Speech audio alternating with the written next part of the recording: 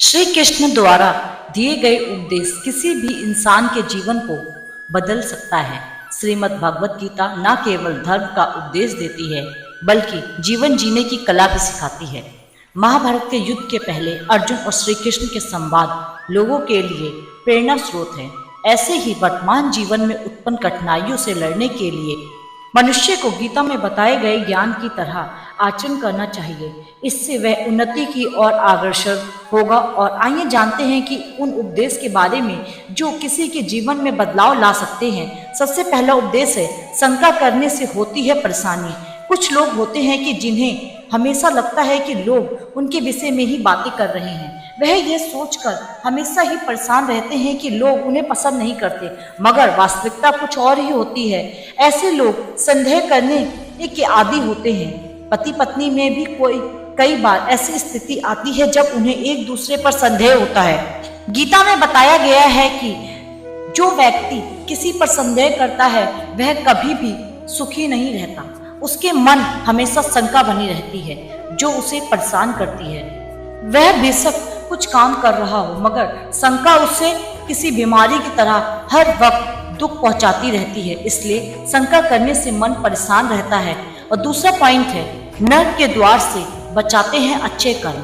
आम जीवन में हम हमेशा ही मोक्ष और नरक की बातें करते हैं, मगर क्या आपने कभी स्वर्ग या नरक देखा है? यह हमारी मन स्थिति है जो हमें नरक और स्वर्ग का अनुभव कराती है। मगर आपको किसी भी चीज का लोभ है, या फिर आपको बहुत गुस्सा आता है, या फिर आप किसी वासना के शिकार हैं, तो जान ले कि यह तीनों ही नरक के द्वार हैं। जहां लालच आपको अपनों से दूर करता है, वहीं क्रोध आपको रोगी बना देता है, वहीं आपके बनते कामों को बिगाड़ता है।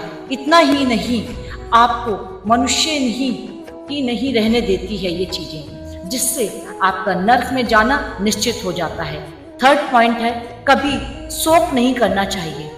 हमेशा लोग किसी को खोने पे शोक करने लगते हैं। अमूमन वह तब शोक करते हैं जब वह किसी भी ऐसी चीज को खो देते हैं जिसका नष्ट होना तय होता है। ऐसी चीज पर शोक मनाने का क्या फायदा जिनका नष्ट होना तय हो। गीता के उपदेश में यह बताया गया है कि कोई मनुष्य अमर नहीं है, कभी भी मृत्यु हो सकती है।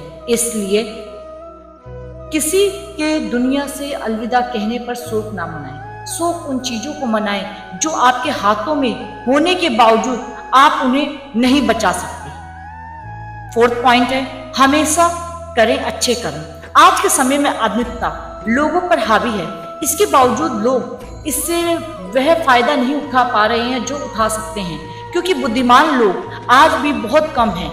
अगर आप समझदार हैं तो बहुत जरूरी है कि आपको अपने साथ वालों को भी समझ देनी चाहिए। इसके साथ ही आप सबका भला नहीं कर सकते, मगर इस भावना को मन में रखें कि किसी पर एक का भला जरूर कर सकें। अपने आसपास के लोगों को अच्छी बातों को बताना और उन्हें ज्ञान देना अच्छे इंसान की पहचान होती है। सिक्स्थ पॉइंट है, ईश्वर की प्राप्ति करना आसान। गीता का छठा पॉइंट सबसे महत्वपूर्ण उद्देश्य यह है कि जो व्यक्ति मृत्यु के समय ईश्वर को याद करता है और उसके मन में सभी के लिए अच्छे भाव होते हैं, वह हमेशा ईश्वर को प्राप्त करता है।